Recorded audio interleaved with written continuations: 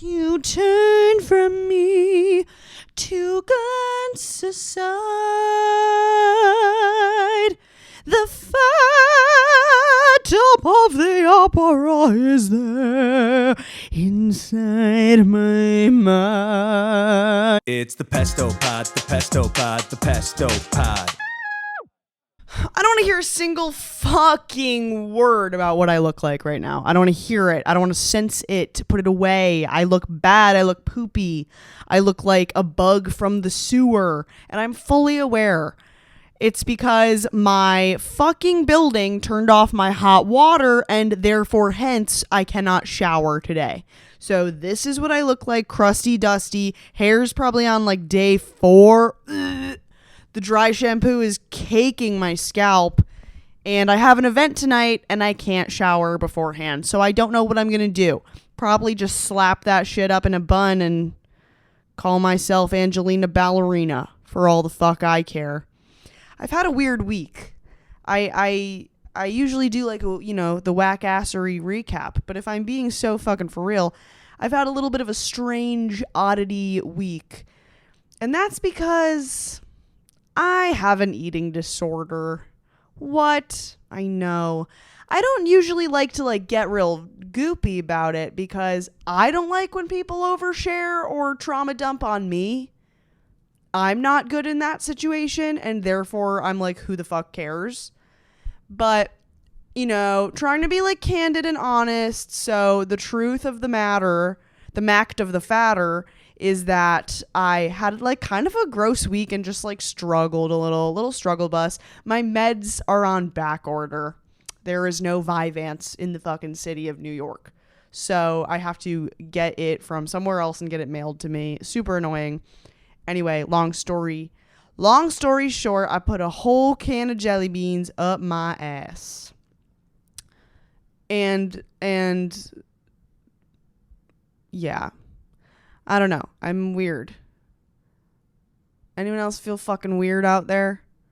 Anyone else just a little bit like a little fucking weirdo? But, you know, it's good to be honest about things. It's good to know that people have problems and it's not just you. So, there you go. Take that how you will. I did have a really great weekend though, and I'll tell you all about it. I had bestie Rachel visiting me this weekend. How fun. She lives in Chicago. She came to visit for the weekend and we had a grand old time. What did we do? We went to the Harry Potter store in New York. There's a big Harry Potter flagship store. It was awesome. Now that I've seen all the movies and I knew what the hell was going on. It was so cool. It was really well done and I didn't get anything, but if I was to get something, I think I would have gotten a wand. It really called to me, but I was in my heart, I was like, I can't spend $40 on a piece of wood. But I really did want a wand. I don't know why. I don't know what you do with it. I guess I'd have to buy a wand stand and display it. But then then what am I, A nerd. I wanted McGonagall's wand, Maggie Smith. But they were so fun. They're all different. How fun. And they were also selling wands from freaking, what is it? Newt Salamander, Fantastic Beasts.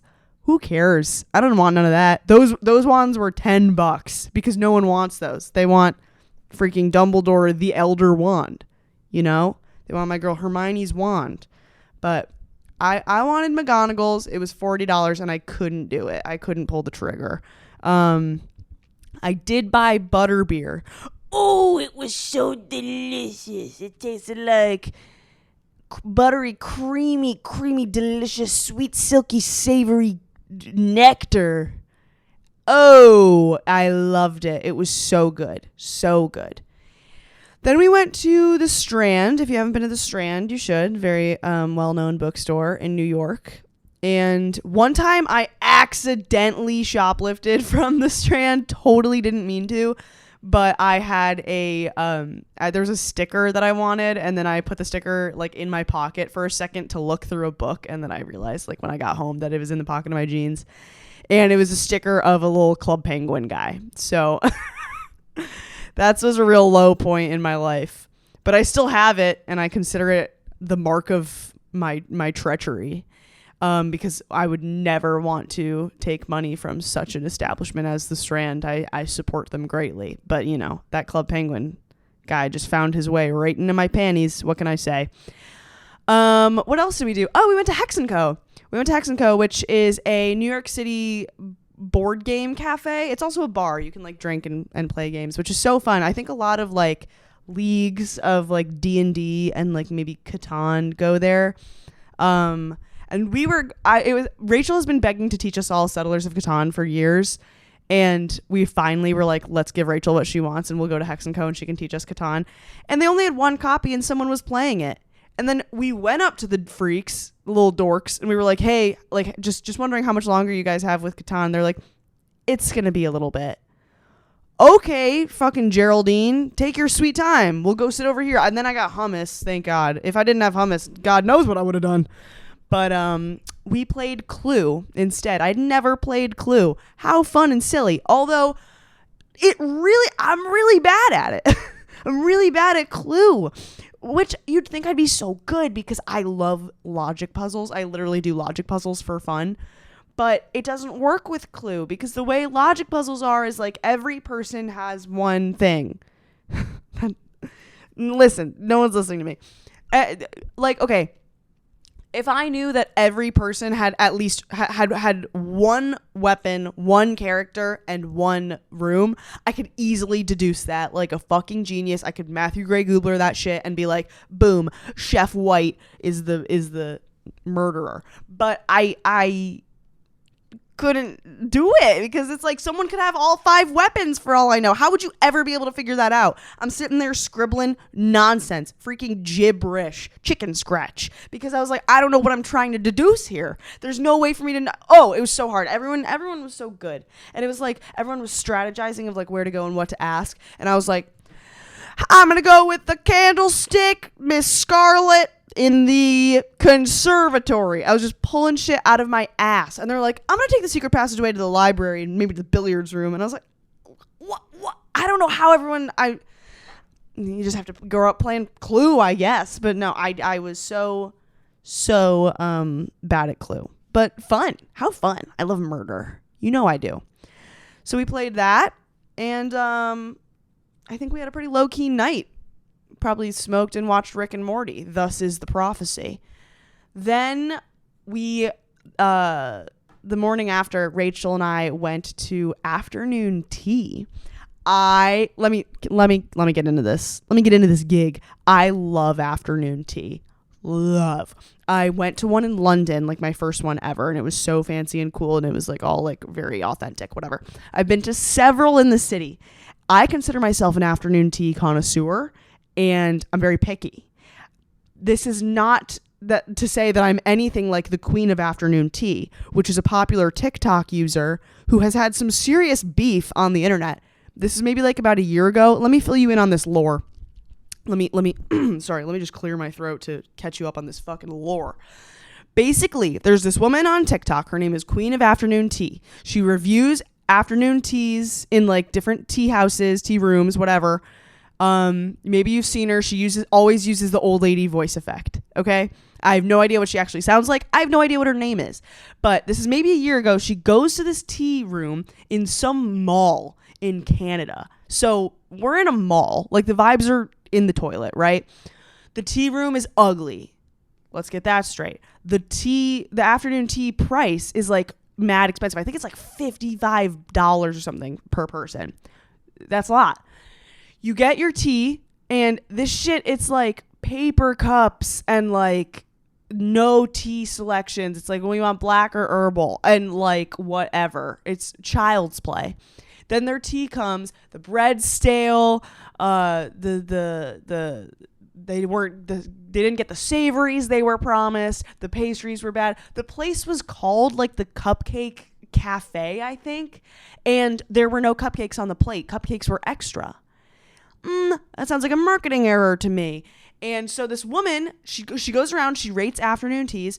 She goes to the afternoon tea. She rates it very poorly, and she does a very detailed video. She's like, I wasn't a fan of this, and this, and the service was bad, and this. She's not being like mean. She's being very matter of fact. She's like, I'm gonna rate the service a 1 out of 10 because our server did not return to us. Like, She's spitting facts, the queen of afternoon tea.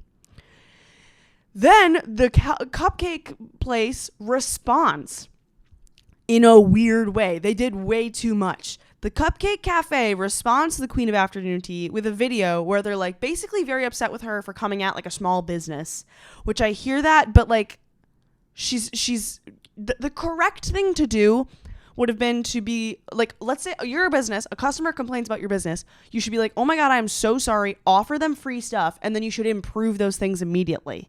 You should like immediately try to cover your ass because you are a business. You need customers.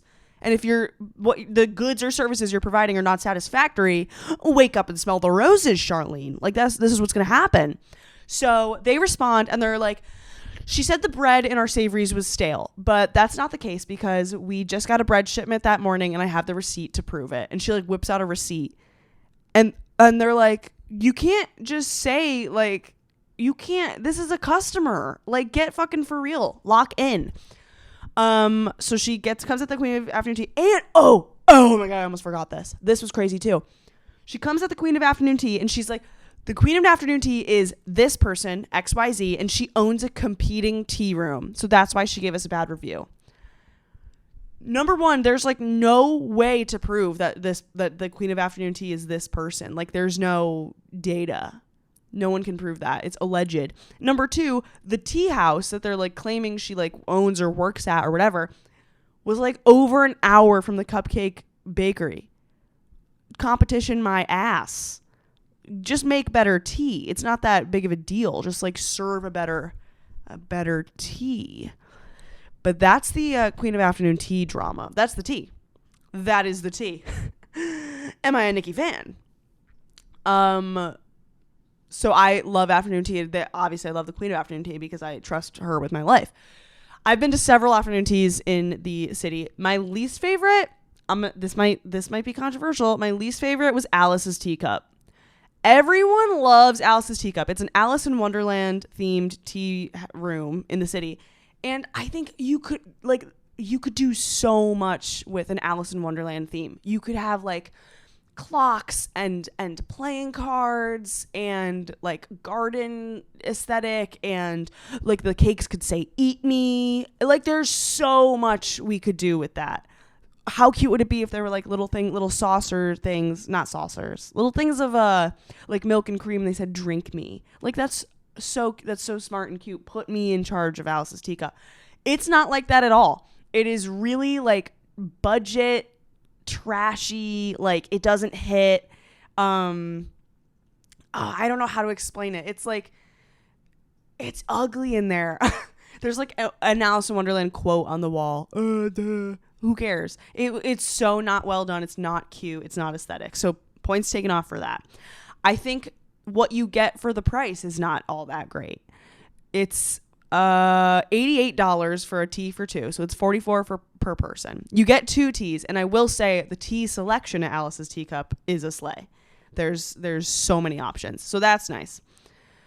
But then the little like, what do you call that thing? Like tiered tray comes out. You only get 2 sandwiches per person. And they're finger sandwiches. They're really small. So that sucks. And you have to pick them, which is like, I guess that's nice. I guess that you get a choice. But it should be like, the whole point of a tea to me is to be like a taster. Like you get a little bit of everything. Then it's, there's 3 scones. So that's 1.5 scones per person. I don't remember if the clotted cream was real. That makes a huge difference. Clotted cream slaps ass. And then it was only 1 like big pastry per person and then like a bunch of little mini pastries. So I just, it's fine. Whatever. I don't remember the food being particularly good and I was probably hungry afterwards. 2 finger sandwiches. Get fucking for real. I'm a growing girl.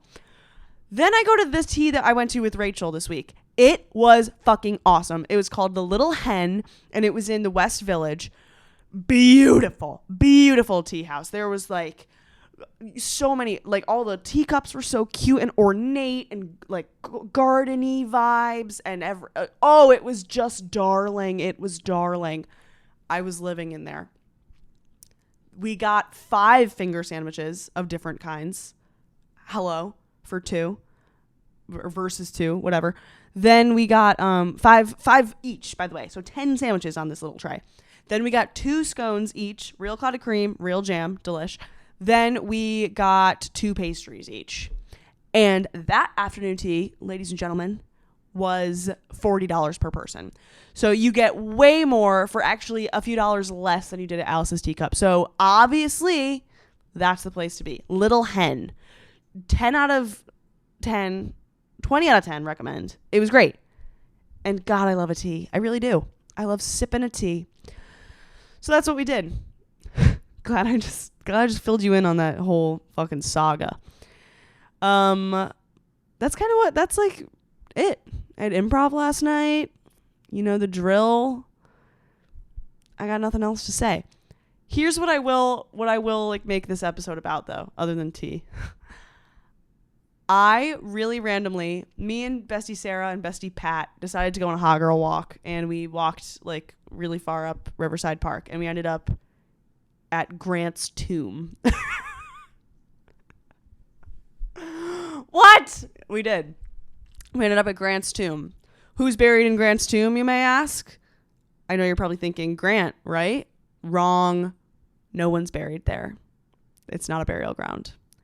But there's a dead body in there, and I'll tell you all about it. I had never been inside. It's actually interesting. Like, Grant's tomb is probably like a mile from where I live, and I like walk that way a lot, and I had never been inside. I passed it so many times. I didn't know it was like a thing you could enter. I just thought it was like a memorial building, whatever.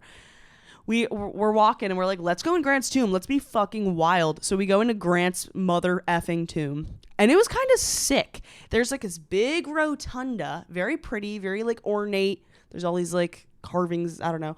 There's a huge Civil War flag that is like an American flag from the Civil War. I'm not talking no Confederate flags. This isn't fucking where I grew up in like the outskirts of Rochester and Wayne County. This is not that. This is like a flag from the Civil War. So it's like all tattered. It's really old. It's in like a glass case, and it has way less stars because like there are a lot of states that weren't states yet. So that was cool. They had like a map of the battles, whatever. In the middle of the rotunda is Ulysses S. Grant himself. Hello? He is in a sarcophagus in the middle of the fucking tomb. So he's there. He's just not buried. That's the joke. But he's there. He's in a big like granite sarcophagus with his wife and his dog. Kind of cute. I don't know where his kids are. Fuck them, right? But he's in there. And I had no idea. I walked past Grant's tomb so much, and I just thought, that's just a building. It's like a Grant memorial. No, motherfucker is at rest in there. And so you have to go down these big marble stairs, and then there he is. You don't see him. He's in a granite. But he's you don't see bones. You see just the big granite coffin looking thing. And then he has like the busts of his most trusted generals surrounding his sarcophagus, which is kind of metal as fuck. And then as I was there, I was like, who is Ulysses S. Grant? I'm a history nerd, huge history nerd, but the presidents, I sometimes don't really know, like, off the top of my head what they did or even, like, when they were. I feel like I knew he was Civil War. I'm a history nerd, but not, like, I'm not about to tell you where, like, the fucking Battle of the Bulge was. I don't know about the wars. I don't know dates, and I don't know wars. So I knew he was Civil War, but I like had no idea what he did. Apparently, let me tell you about Ulysses S. Grant, because after I went to Grant's tomb, I went on a Wikipedia deep dive about Ulysses S. fucking Grant. Who cares? Who knew? But he's an interesting guy. He was born somewhere, I don't know where, to an abolitionist family. So he was anti-slavery. My boy was goated from the beginning. So Ulysses S. Grant, I like to call him. And he joined the military, the army, whatever, during the Civil War, and he like worked his way up. And his big break, I guess, when everyone was like, woohoo, we love General Grant, is he was at the battle that like reclaimed the Mississippi River for the Union. Like it was a big turning point in the war, I guess. I don't remember what it's called, but he got the river back from the South. So that was a sleigh. And then Abraham Lincoln, love, gay, maybe. There's rumors that he was gay. You should all go watch Oh Mary, by the way, with Cola Scola. Hilarious. But Abe Lincoln makes him like the general of the army, like the head boy at the army. And then Grant is the one that defeats Robert E. Lee, the Confederate dude, and Robert E. Lee surrenders to Grant. So basically what I'm saying is I can't say that. Ulysses S. Grant won the Civil War. Thank you. Thank you, Grant. Granty boy. Love you. And then he became the president, and everyone loved him. He was like such a fan fave. Everyone loved him. He did some cool stuff during his presidency. He was very like, okay, so they're free, so they're citizens now. And everyone was like, no. And he was like, hello? Yeah, they are. So he like really fought for full citizenship rights for freed African Americans after slavery ended. And he wanted to criminalize the KKK, and they were all like, no. And he was like, yes. So that's slay of him. And there's like some talk that he was corrupt. I'm not going to lie. But you know, what politician isn't corrupt? If I had a bunch of money and power, I'd for sure like pay people to do my bidding, probably. I'd be like, hey, you, like, you know, scribe, I don't know, go out and buy me a hoagie or something. Or what am I saying? If I was president, I don't say hoagie, I say sub. I would have subs delivered to me all the time, specifically DeBellas, with turkey, lettuce, tomato, cheese, mayo, and deli dressing. I would have that for lunch every day. But I don't have power and money, and I'm so far away from Rochester. So I'm stuck with subpar sandwiches. That's not true. This is New York City. You can get a great sandwich here. I'm just being a pessimist because I'm tired. And I miss DeBella's subs. Anyway, back to Ulysses S. Grant. So yeah, he was the president. He was cool. Buried with his wife and dog. Not buried. Entombed with his wife and dog. How cute is that? I want to be definitely entombed with my dog. Fuck a man. Get a man out of there. But yeah, all of a sudden I like know about Ulysses S. Grant. And I was in the tomb, and the like little nerd dude, the bro that was working for the National Park Service, because it's like a national park monument, you know, that was there. I go up to him and I'm like, so like Ulysses S. Grant's body is in that box right there. And he's like, yeah. And I'm like, but is it? And he's like, yeah. And I was like, no, but is it though? Like, how do we know? I'm so weird with that. Like, I just assume everyone's lying to me. I went to the freaking, what are they called? Yeah, catacombs in Rome, the Capuchin catacombs. And they were like, this is the arm of St. Francis of Assisi. And I was like, no, it's not, probably. That could be anyone. That could be made of plastic. It couldn't even be a real bone. Or when people are like, this is Jesus's like fucking little toe. I'm like, that could be anyone's toe. It might not even be a toe. That might be a fucking pinto bean that you dropped from your Chipotle bowl. Like, we don't know. So I can't see Ulysses S. Grant's body in there, but they say it's there. And I said that. I was like, how do you know it's in there, to this guy? This guy wanted nothing to do with me. And he was like, well, because they put it in there and then no one's taken it out. And I was like, sure, buddy. That's what they want us to think. The government, they probably have him frozen so they could bring him back or whatever. Him and Disney and fucking, you know, Michael Jackson. They're all hanging out. Anyway, Ulysses S. Grant. Who knew that I would be on like a presidential deep dive? I do kind of want to see where other presidents are buried. I always assumed they were all in Arlington, but they're not. I looked it up. Literally like 2 are in Arlington. I think JFK and Taft. Why the fuck do I know that? I could know how to do my taxes. I could know how to get health insurance, but I don't. I do know that Taft and JFK are buried in Arlington. Grant is buried in New York City, and Millard Fillmore is buried in Buffalo, New York. Fuck you, fuck me, fuck yourself, and get fucked. What? Ooh, there ain't no other way. So that's what I did this weekend. I went on a Ulysses S.